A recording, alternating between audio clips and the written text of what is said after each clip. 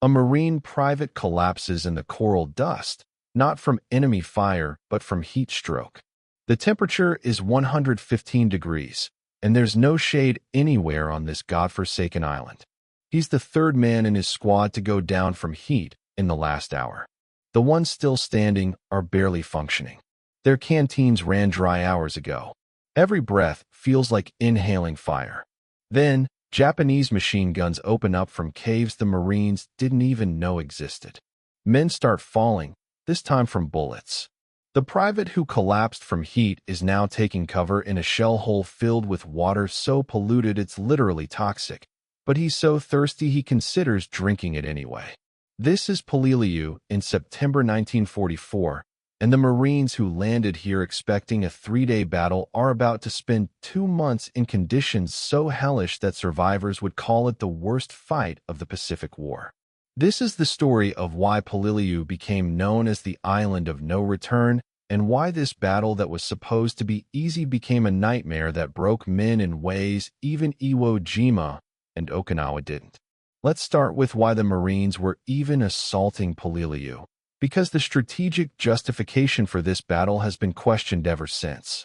Peleliu is a tiny island, only about 6 miles long and 2 miles wide, part of the Palau Island group in the Western Pacific. By September 1944, American forces were island-hopping toward Japan. General Douglas MacArthur was preparing to invade the Philippines. The plan called for neutralizing Japanese air bases that could threaten that invasion. Peleliu had an airfield.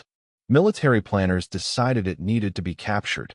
The Marines would take Peleliu, while the Army took nearby Angaur. It was supposed to be quick. Intelligence estimated around 10,000 Japanese defenders. The battle was expected to last 3, maybe 4 days. The Marines would land, overwhelm the defenders with superior firepower, secure the airfield, and move on. That was the plan. Reality would be catastrophically different. The 1st Marine Division drew the assignment. This was a veteran unit that had fought on Guadalcanal and Cape Gloucester. They were experienced, tough, and confident, but they'd also been ground down by previous campaigns and needed rest and reinforcement. Many of the Marines landing at Peleliu were replacements with minimal training. The division's commander, Major General William Rupertus, was supremely confident. He predicted the battle would be over in 3 days. He was so confident that he refused to request Army reinforcements to be on standby.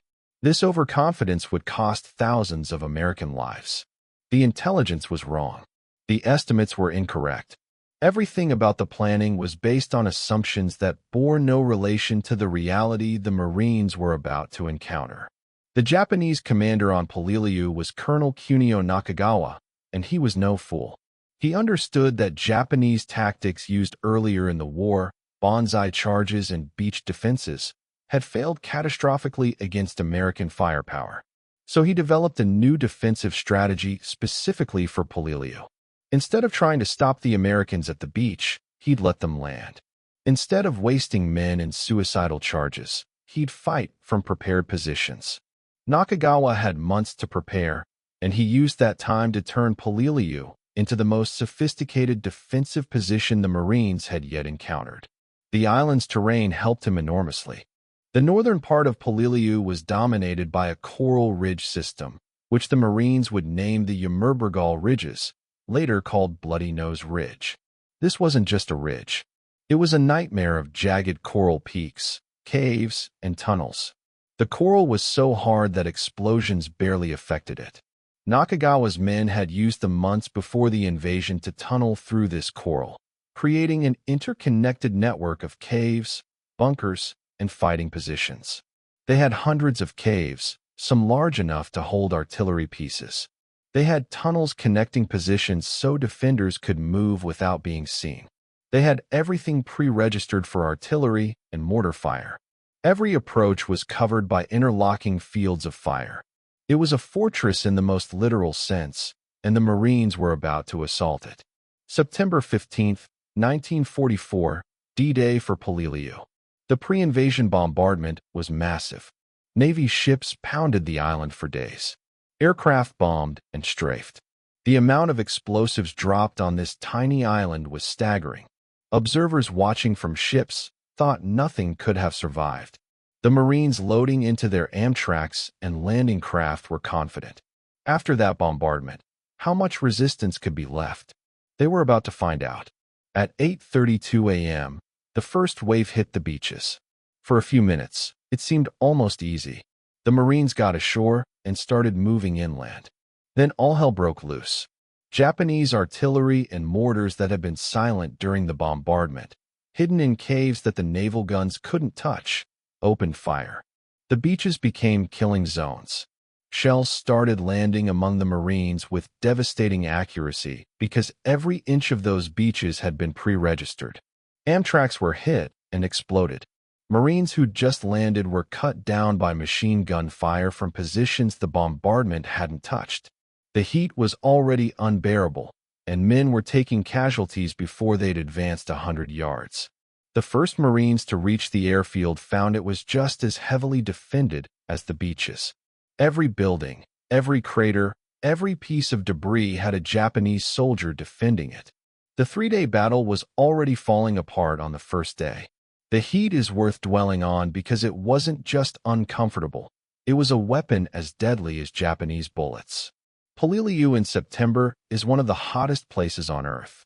Temperatures regularly exceeded 110 degrees, sometimes hitting 115 or higher.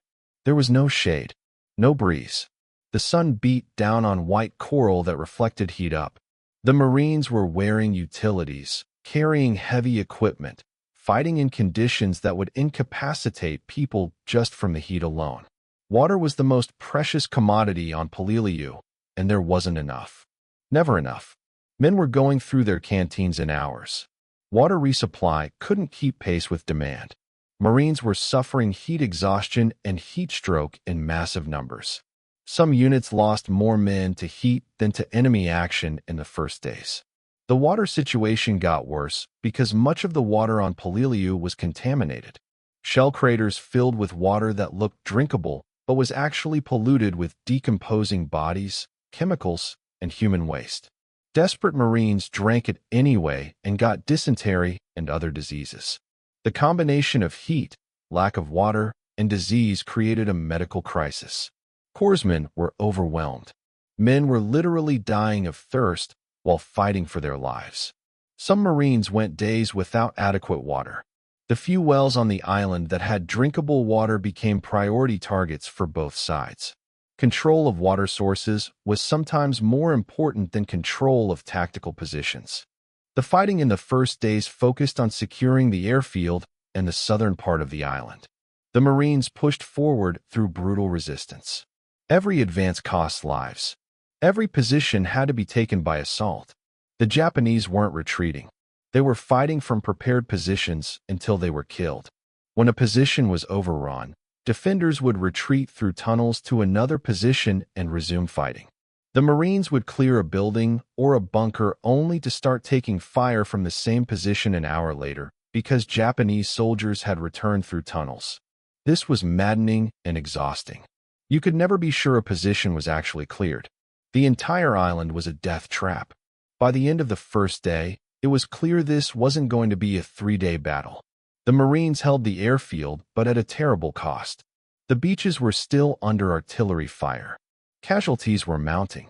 General Rupertus still insisted the struggle would be over quickly, but everyone else could see this was going to be a long, brutal fight. On the second and third days, Marines pushed north toward the Ymerbergal ridges. This is where the real nightmare began. The ridges were unlike anything the Marines had encountered before. Sheer coral cliffs, thousands of caves, defended positions everywhere. Standard infantry tactics didn't work here. You couldn't flank positions because the terrain made movement almost impossible. You couldn't suppress positions with artillery because the Japanese were in caves that shells couldn't reach. You just had to assault directly into prepared defenses and take casualties. The fighting in the ridges was some of the most brutal close-quarters combat of the war. Marines would assault a position, often having to climb vertical coral faces while taking fire. They'd use flamethrowers, grenades, and satchel charges to clear caves. But there were hundreds of caves, and many connected to other positions. Kill the defenders in one cave, and more would appear from another tunnel. It was like fighting a hydra. Cut off one head, and two more appeared.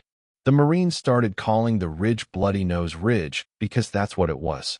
A meat grinder that chewed up Marines and spat them out as casualties. Units were taking 50% casualties and higher. Entire companies were being destroyed. The heat made everything worse. Fighting in 115-degree heat while wearing full gear and carrying weapons is almost impossible. Men were passing out from heat stroke in the middle of firefights. Some Marines were so exhausted from heat and dehydration that they couldn't hold their rifles steady to aim. Others were hallucinating. The combination of physical exhaustion, heat, lack of water, lack of sleep, and constant combat stress was breaking men down. Some just stopped functioning, sitting down in the middle of battle and refusing to move. Combat fatigue, what we'd now call PTSD, was epidemic. The Marines called it being rock-happy, a reference to the coral rocks that dominated the landscape and the fact that men were losing their minds. By the end of the first week, the 1st Marine Division was essentially destroyed as an effective fighting force. They'd taken over 4,000 casualties. Units that had landed at full strength were down to 30 or 40%. Marines who'd fought through Guadalcanal said Polilliu was worse. Much worse. The Japanese were still fighting from the ridges with no sign of breaking. General Rupertus, who'd confidently predicted a 3-day battle, was now facing a disaster. He finally requested army reinforcements. The 81st Infantry Division, which had secured Ongaur, was brought in to take over parts of the fight. But even with army help, the battle for the ridges would continue for weeks. The tactics that eventually worked on Polilliu were brutal and simple. Isolate cave positions. Seal them with explosives or flamethrowers. If Japanese soldiers were in caves that couldn't be taken by assault, the Marines would seal the entrances, entombing the defenders alive. Engineers would use explosives to collapse cave entrances. Flamethrower teams would shoot fire into caves until everything inside burned. Sometimes they'd pump gasoline into caves and light it. It was horrific but effective. The alternative was losing Marines trying to clear the caves room by room. Some Japanese positions held out for weeks. Marines would be fighting in one area while hearing explosions behind them as engineers sealed caves they'd bypassed. The Japanese defenders fought with incredible tenacity and tactical skill.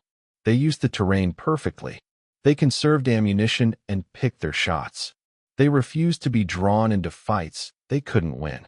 When positions became untenable, they retreated through tunnels to new positions.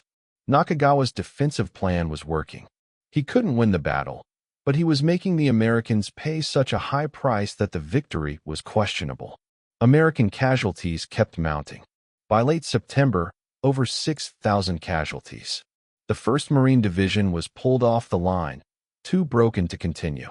They'd lost a third of their strength, and the survivors were exhausted physically and mentally.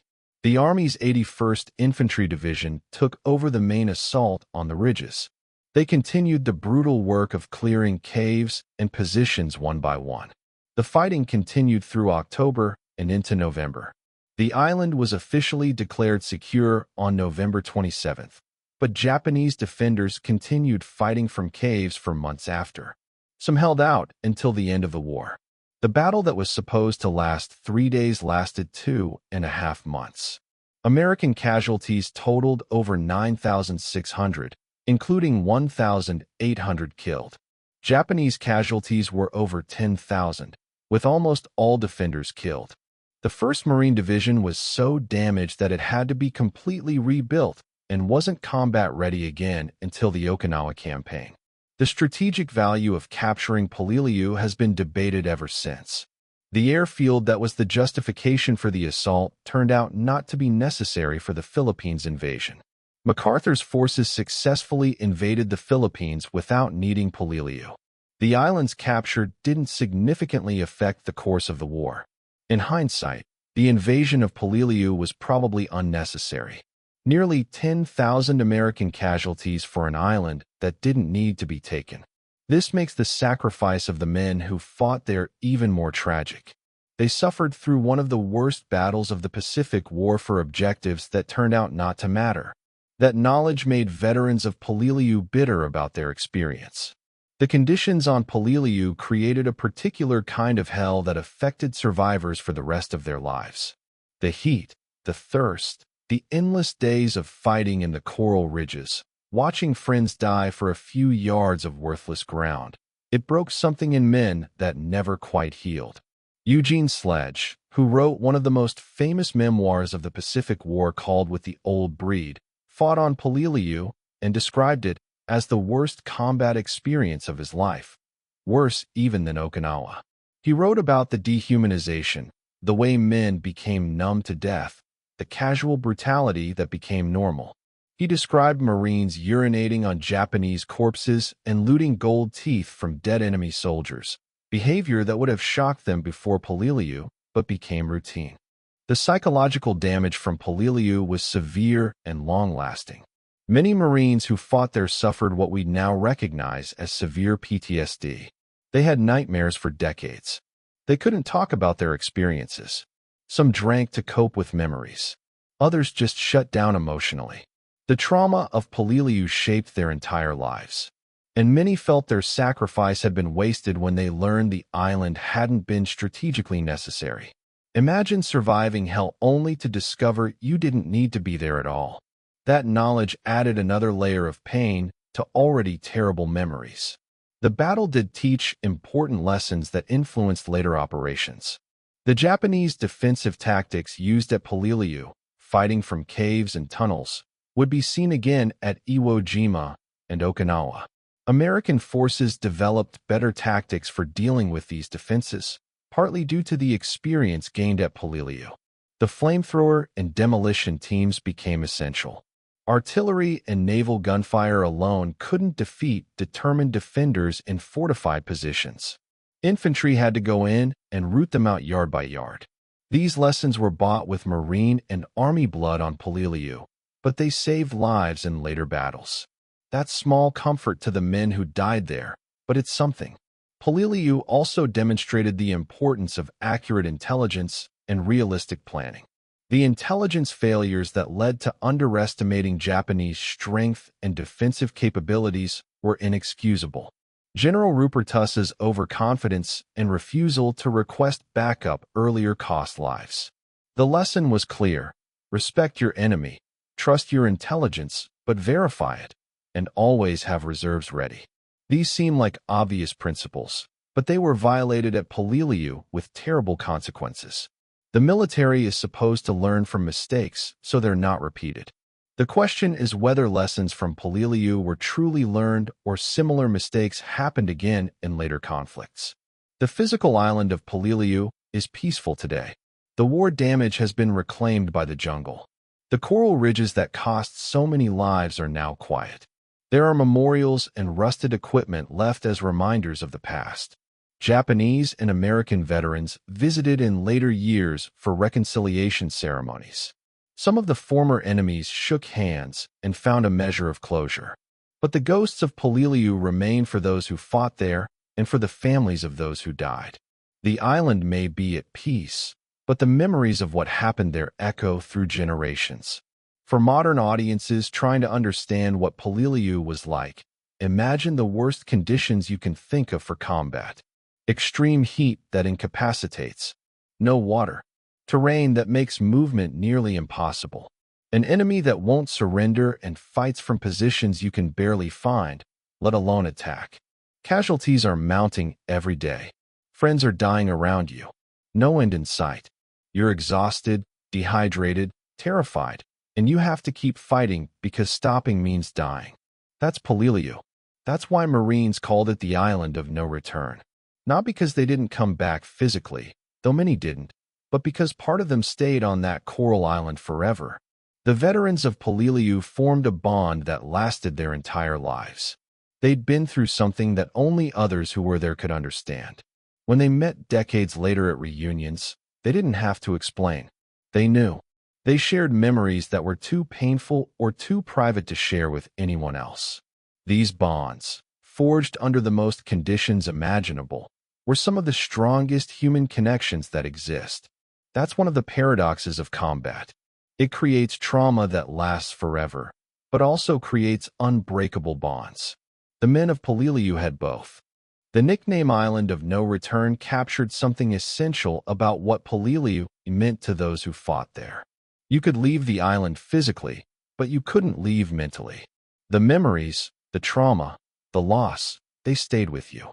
Every survivor carried Peleliu with them for the rest of their lives. Some dealt with it better than others, but none escaped unmarked. The heat, the coral, the caves, the endless casualties, the sense that you were fighting and dying for nothing, all of it became part of who they were.